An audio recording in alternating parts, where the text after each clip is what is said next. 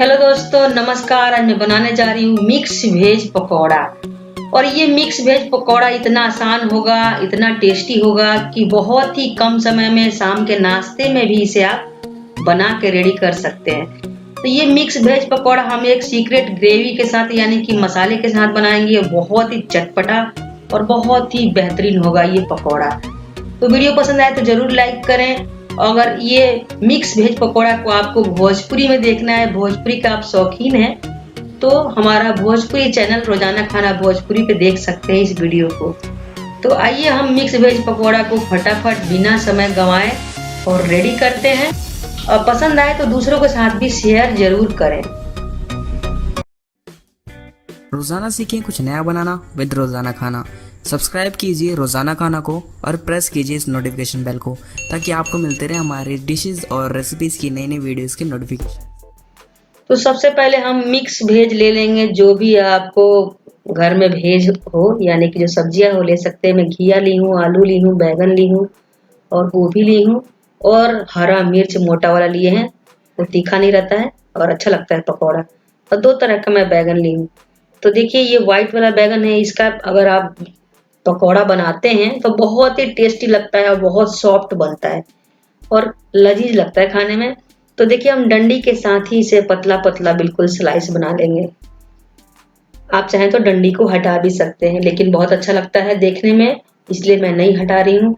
और इन सबको काट काट के पानी में रखना है। यानी कि आप सब कुछ तैयार कर लिए हो तब इस बैगन को आप काटे, नहीं तो बैगन और आलू जो है काला पड़ जाता है। तो देखिए हम आलू को छील लिए हैं, पतला पतला स्लाइस बना ले रहे हैं। गोल भी आप बना सकते हैं और आप लंबे लंबे भी काट के इसे पानी में रखें कि काला ना पड़े।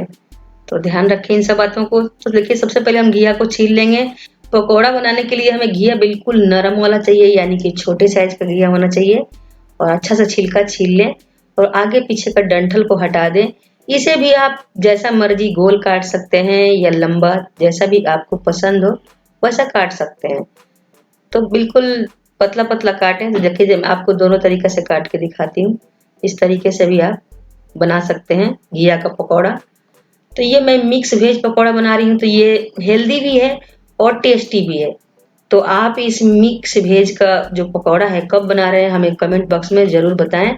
तो ये जो मैं मसाला डालूंगी ये हटके है और शायद ही आप ऐसा मसाला यूज किए होंगे पकौड़ा में। तो देखिए हम सबसे पहले गोभी को भी काट लेंगे। गोभी आप जब भी काटें बिल्कुल देख के काटें। और जो गोभी होता है उसके बीच का जो डंठल होता है उसमें ध्यान से देखें कि कहीं कीड़े मकोड़े तो नहीं है। तो देखिए इन सबको हम निकाल लेते हैं फूल को। और जो सर्दी के दिन में आता है गोभी, जैसे कि फरवरी मार्च में, उसमें आते हैं कीड़े। अभी तो गर्मी का दिन है, अभी तो कीड़ा आने का मतलब ही नहीं बनता। तो देखिए अच्छा से हम इसे ज्यादा बड़ा ना छोटा, इसका फूल को बिल्कुल इक्वल साइज का हम बना के रेडी कर लिए हैं। और सारा बैगन भी हम काट लिए हैं। एक हम मसाला रेडी करेंगे, जैसे कि मैं बोली थी शायद ही आप इस मसाले के साथ बनाए होंगे मिक्स वेज पकौड़ा या कोई भी पकौड़ा। तो देखिए हम 2 गांठ लहसुन ले लिए हैं और मिर्च है, हरा मिर्च है, ये है 8-10। और काली मिर्च हम लेंगे 1 छोटा चम्मच। तो इस मसाले से आप बनाते हैं मिक्स वेज पकौड़ा तो बहुत ही लजीज और बहुत ही स्पाइसी लगेगा खाने में आपको। तो देखिए हमें डाल लेना है इसे जार में। जार में डालने के बाद में थोड़ा सा पानी डालना है, ऐसे ग्राइंड कर लेना है। आप चाहें तो दरदरा भी कर सकते हैं, बिल्कुल फाइन पेस्ट भी बना सकते हैं। तो उस पेस्ट में मैं जीरा भी डाली थी, आपको बताना भूल गई। और देखिए सभी को हम ग्राइंड करके और डाल लिए हैं बेसन में। ये हमारा बेसन जो है 500 ग्राम है। और इधर मैं अदरक का दरदरा कूट रही हूँ। अदरक दरदरा कूटने का यही कारण है कि जो हमारा ये पकौड़ा है मिक्स वेज पकौड़ा, उसमें स्पाइसीपन लाएगा, एक अलग फ्लेवर लाएगा, इसलिए हम अदरक को कूट के डाल रहे हैं। तो इससे बहुत ही अच्छा लगता है पकौड़ा। आप जरूर एक बार हमारे तरीके से ट्राई करें।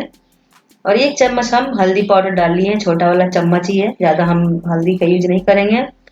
और 1 चम्मच धनिया पाउडर डाल के हमें और अच्छा से मिक्स करना है। तो जैसे कि मैं जार में जो मसाला लगा था उन सभी को पानी डाल के निकाल ली हूँ।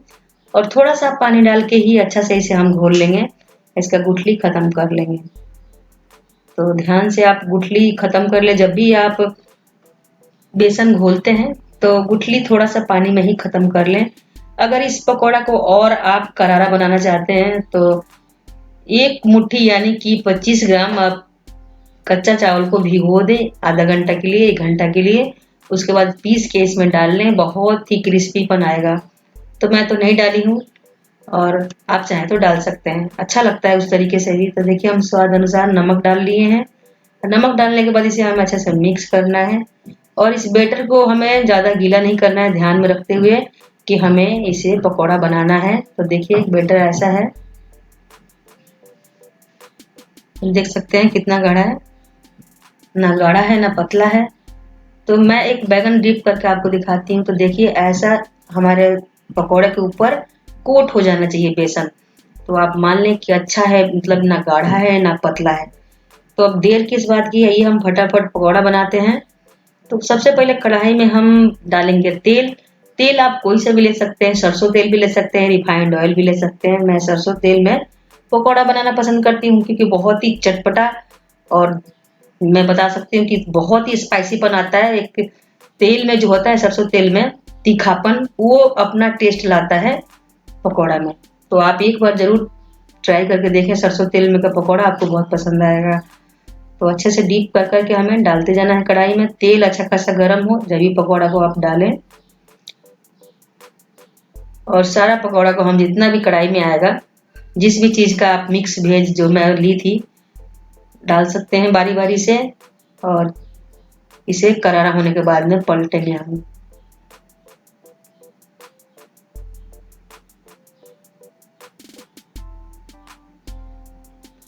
एक एक करके आप बिल्कुल सावधानी पूर्वक ही डालें पकौड़ा जब भी डाल रहे हैं और उसके बाद पकने दें 3 से 4 मिनट। उसके बाद जो आप दिखने लगे गोल्डन सुनहरा तो आप पलट दें। किसी भी चीज़ का पकौड़ा बना रहे हैं तो डालते वक्त सावधानी बरतें हैं और जब इसे पलट रहे हैं तो ध्यान रखें कि आपके जिस साइड में आप खड़े हैं उस साइड में ना इसे पलटें, उसे अपने अपोजिट साइड में पलटें कि जो भी छींटा अगर आता है तेल का तो आपके ऊपर ना आए। तो बहुत ही अच्छा ट्रिक है ये और अच्छा खासा अपना सेफ्टी भी रखना चाहिए कोई भी सामान आप बना रहे हैं तो देखिए अच्छा से हम इसे करारा कर ले रहे हैं। उसके बाद में इसे निकाल के टिश्यू पेपर पर रखेंगे। तो देखिए यहाँ पे हमारा जो पकौड़ा है मिक्स वेज का तैयार है और बहुत ही लजीज दिख रहा है, यकीन मानिए दोस्तों। और आप खाएंगे जब भी जाके जानेंगे इसका टेस्ट कैसा है।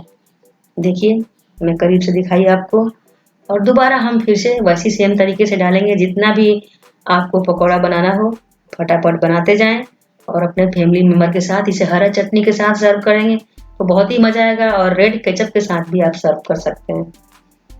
तो देखिए यहाँ पे हम मिर्च का पकौड़ा ही बनाएंगे। तो मिर्च का पकौड़ा में आपको बीच से कट लगाना पड़ता है, जैसे कि आप देखे होंगे बीच से कट लगा लें। अगर आप चाहते हैं कि मिर्च का पकौड़ा अंदर से भी स्पाइसी लगे तो मसाला को अच्छा से डीप करें और इसे डाल लें।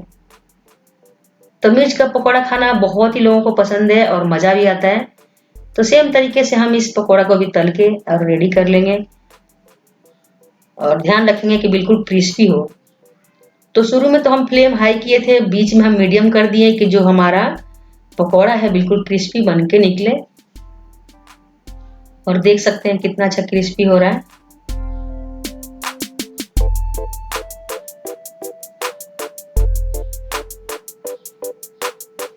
तो जब अच्छा से क्रिस्पी हो जाए उसके बाद ही आप इसे निकालें। थोड़ा सा तसल्ली पूर्वक बनाना पड़ता है किसी भी चीज़ का पकौड़ा। और लीजिए यहाँ पर जो हमारा पकौड़ा है बनके तैयार है, मिक्स वेज पकौड़ा।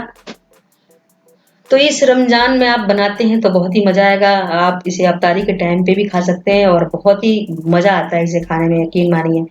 तो देखिए सभी चीज़ का हमारा पकौड़ा रेडी है। इधर गोभी भी है, एकदम बिल्कुल फर्स्ट क्लास बना है और खाने में उतना ही टेस्टी है दोस्तों। तो जैसे कि बताइए वीडियो पसंद आया हो तो ज़रूर लाइक कर दें, साथ के साथ हमारे चैनल को भी सब्सक्राइब करें और सब्सक्राइब के पास में जो बेल आइकन है उसे क्लिक करना भूलें ना। और इस वीडियो को आप रोजाना खाना भोजपुरी चैनल पे भोजपुरी में देख सकते हैं अगर भोजपुरी के शौकीन है तो हम मिलते हैं एक नई रेसिपी में। जब तक के लिए खाते रहें, मुस्कुराते रहें। बाय बाय दोस्तों।